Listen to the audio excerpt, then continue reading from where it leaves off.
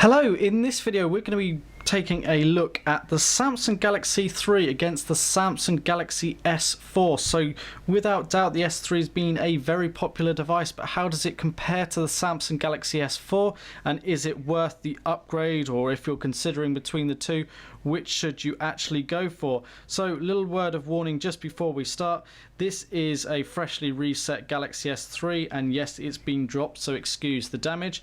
This is an S4 that I've customized as my own personal device, but that shouldn't affect the comparison that we're about to proceed with. We're going to look at some of the specs and the software features and compare them side by side. So first things first is an actual design point of view, there's not a lot of difference. There are obviously some obvious differences, but nothing that really screams out at you, that there is a huge change between the two.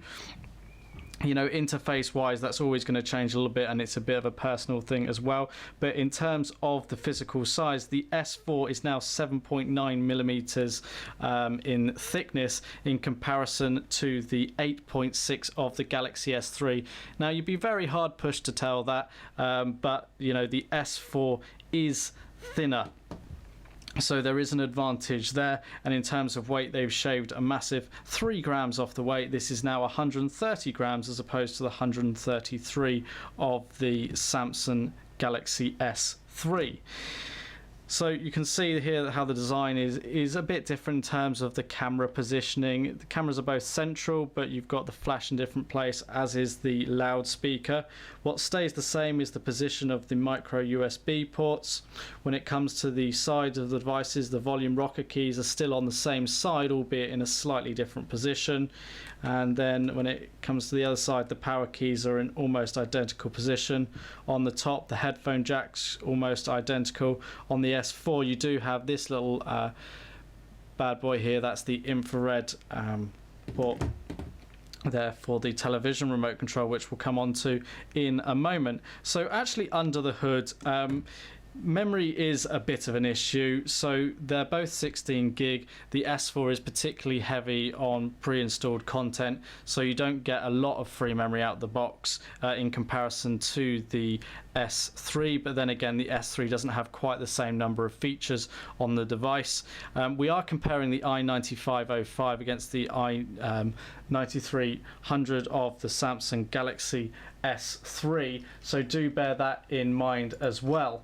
In terms of that memory, Samsung do make available supposedly 32 and 64 gig variants of the device, but all in all it's generally the 16 gig that is available. Under the sort of skin, if you like, or under the back cover, there are micro SD card slots on both of these devices. They both take up to 64 gigs of memory. Then it comes down to the actual processors. Both are quad-core. There is the octa-core version, but that's completely different model on the S4. The S4 is a 1.9 gigahertz quad-core processor in comparison to the 1.4 gigahertz processor on the Samsung Galaxy S3. So there's definitely some speed advantages on that front. In terms of RAM, the S4 has now been upgraded to 2 gigabytes as opposed to the 1 gig on the Samsung Galaxy S3, so multitasking should be a little bit better on the S4. We've got the screen. Now, whilst the actual physical dimensions of the devices are almost identical, you can see that the bezel around the edge is a little bit thinner on the S4 on my left hand side here, and the screen's now increased to 4.99 inches as opposed to the 4.8 inches on the Samsung Galaxy S3. So there's a big jump in terms of size, but without any difference in the physical size of the device. The other big improvement is the Full HD on the Samsung Galaxy S4. This has a resolution of 1920 by 1080 as opposed to the 1280 by 720 on the S3. The S4 also has a 441 PPI as well, so they do sort of jump out at you there. And let's just go into the settings and make sure that the screen on both of these are up to their fullest, so that you can actually see the quality. So we've got the full brightness on the Samsung Galaxy S4 there. Let's just go there and change the brightness. So it's quite hard to tell, but the S4 just jumps out that bit more. It's a bit more vivid and vibrant, but the S3 is not bad by any means. The other enhancement in terms of sort of connectivity really on the S4 is this is 4G enabled, whereas the S3 wasn't on the whole. You've also got TV out via the micro USB port on both of these. Both require adapters, however the S4 is using MHL2, which means the new adapter for the S4 connects up and doesn't actually require power for you to be able to view the content of your S4 on an HD display, whereas on the S3 you needed to actually connect power. Now you can use the S3 MHL adapter with the S4 without power.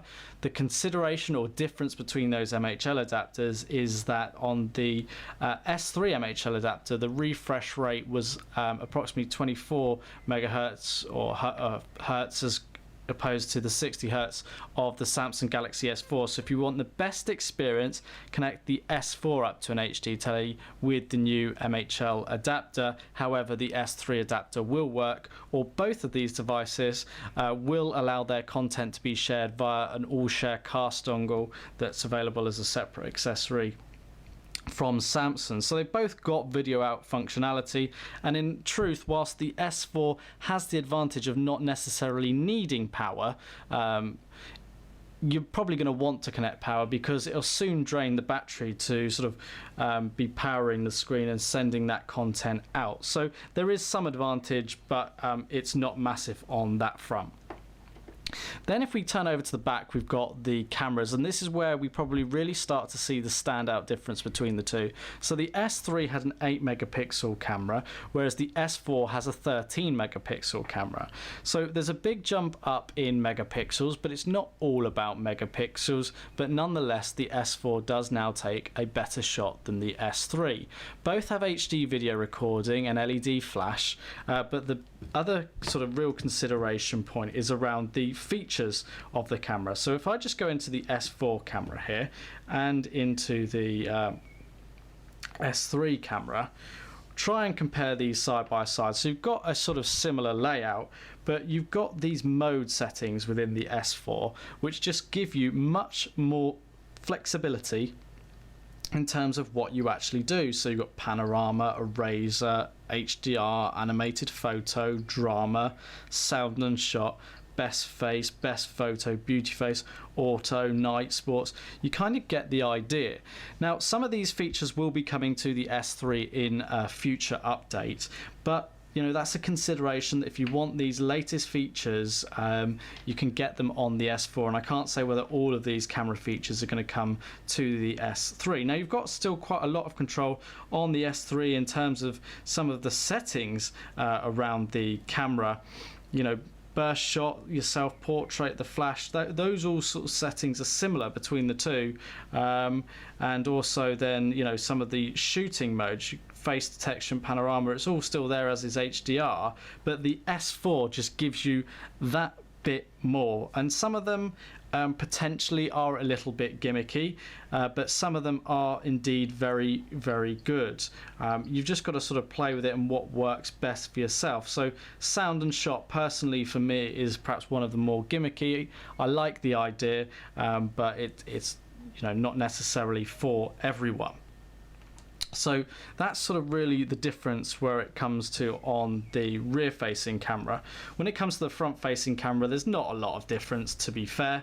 1.9 megapixel camera on the S3, a 2 megapixel on the S4 for when you're taking your self portraits, etc. Under the back covers, both have removable batteries, so nothing's changed there. The S3 had a 2100 milliamp hour battery. The S4 now has a 2600 milliamp hour battery, so that means more power for more life, which is needed because of the slightly bigger screen, but you should find that the S4 will give you potentially a better battery life depending upon all the other features that you might actually be using with the device. So I mentioned that the S4 has an infrared port. It's basically a television remote. So if I just go into my apps here and scroll through to Watch On, this is an app that basically allows you to control your television here. So it's actually just loading up, but it brings up your content based on your settings, but you can get remotes for your different rooms. So I've got a bedroom here, and you can see I've got a television set up, I've got my Virgin Media all set up, and what you can do is then control your equipment using a remote like this. There's lots of customization that you can do. Now, you don't get that on the S3. Now, I have found some compatibility issues. It's not to say it works with every bit of equipment, but it's a nice feature to have, but I wouldn't say it was a be-all and end-all feature that's worth actually upgrading for. So if we just go into the settings on both these devices and show you some of the other differences, what you'll see is it's been split up a bit more on the S4 than it has on the S3. Now, we could spend quite a lot of time going through all the differences, but you get some of the ideas here in terms of the options that you have. So screen mirroring, everything's possible, as is NFC and S-Beam on the S3 and the S4. You've got power saving options, but it's all sort of been split down into different options here. So you can see when I go in here, we've got blocking mode. That's available on both devices. On the S4, you've got this safety assistance, which can, in emergency situations, take pictures and alert predefined contacts that you are in trouble. You've got power saving modes on both of them, so you can switch that on to conserve battery and your overall power. You've got accessory configurations on both of them in terms of what it does when it's docked, etc. One of the things that you'll notice here, though, under the S4 setting is you've got S-View cover, and the S-View cover, if you haven't seen it, is a cover that replaces the back of the phone, but also has a attachment that then comes round over the front and a little panel that shows like a cutout window where you can actually see the display of your Galaxy S4, and it shows you notifications and things. And what you can do is that when you open the case up, it will automatically unlock your phone, and that's based on sensors that are built into the device down the side on the S4. So that's one of the advantages with that. So on both of them, you've got motion and gestures. They've all been sort of split up differently, and you can tap into these to get more. So I'm not going to go into all of them. A lot of the ones that are on the S3 now exist on the S4, but there are some differences. So you've got this well, you've got a whole load of them in actual fact here that are switched on or switched off. So you can scroll web pages by moving your hand up and down over the sensor. So you've got that air jump, you've got air browse, so you can move between pages by going across the screen like that, and you can choose which apps it works in. You've got the ability to accept calls by over the phone like that if you want it. Now, these are all features that you can switch on and off. You've got the smart alert, which was apparent on the Galaxy S3, as you can see here, so it makes the phone vibrate when you've got missed calls or messages. You've got similar sort of zoom controls, as you can sort of see here. You can browse an image in a similar sort of way. You've also got the direct call, where you're on a contact, you just pick up the phone to your ear and it starts calling that contact that you're actually in.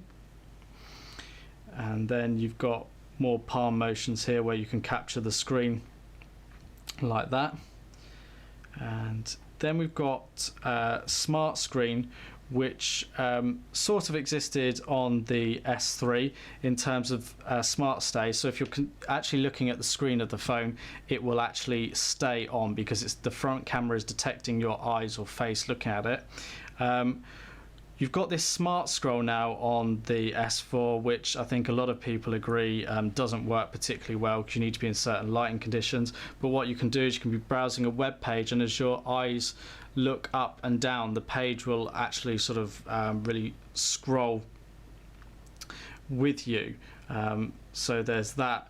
You've also got the air view, which if you're in a video, you can sort of hover your finger across along the timeline and you've got thumbnails coming up, and that works for a lot of other elements as well. You've also got smart pause, which when you're looking at a video on screen, if it's playing, if you turn your head away, it will stop playing the video back, and then when you turn your head back to the screen, it will pick your head and eye line back up and begin playing the video again. So you're not seeing those features on the S3, so there's some enhancements there. All told, having actually been a Samsung Galaxy S3 user for well in excess of a year and moving to the S4, I haven't found it too much of an issue. It's been quite similar. There have been some other changes in terms of some of the applications for the better on the S4. So for example, I've got here within the messaging setting to schedule a message, but on the S3, if I'd started a message and go into menu, there's no such options. There's just a little bit more in terms of features there, as well as the translate, but there are apps that allow you to do that, so it's not the be all and end all, but it's a nice feature to actually have on the handset. I think one other consideration is that the S3 had a lot of accessories for it. The S4 has just as many and will actual fact have more in terms of the wireless charging as well. We know that's going to be coming with replacement back covers. With either of them, there's almost too many accessories to choose from, but it's nice to have more choice than not much choice at all. So all in all, would I recommend an upgrade from an S3 to an S4? Well, it's really tricky, to be honest with you. If you're coming to the end of a contract, or if you've damaged your S3, then yes, the S4 is a ideal upgrade. There's reason to go for it. If you're quite happy with your S3, you're still in contract, unless there are features that scream out to you on the S4 that you must have it, then I wouldn't bother at this time. If you're on a bit of a budget and you're deciding between the two phones, I've got to be honest and say it's probably worth going with the S3. Whilst the S4 price is starting to stabilize, I think you'll get better value for money out of the S3. There's still quite a bit of difference between the two in prices, and you'll start to see a lot of the S4 features coming down to the S3, not all by any means, so you will need to do some research if there are particular ones that you like on the S4, but the S3 could still be a very good shout. And if I'm honest with you, the only reason I've upgraded to the S4 is because of my role. I need to be using the very latest handset to give you demo videos like this. If someone said, you know, you've got to stick with your S3 for the next 6 months, I wouldn't particularly have an issue. I like it a lot. It's served me well, and in that time it hasn't sustained really too much impact other than this, which is one drop that I got very late in the day. It's well built, and that's another big thing for both Samsungs. People criticize the plastic, but hey, it is easy to replace. It doesn't damage in quite the same way, and that's another thing I should probably touch on here in terms of the colors that I haven't done already. Obviously this is a black and a white one, so it's not quite so easy to see, but you can sort of see the carbon fibery look to the back cover, whereas the S3 has much more of a standard sort of gloss look to it rather than the texture actually within the plastic. So that's a rundown of the main differences between the S3 and the S4. I hope it's been useful to you. If you've got any questions, leave them in the comments below.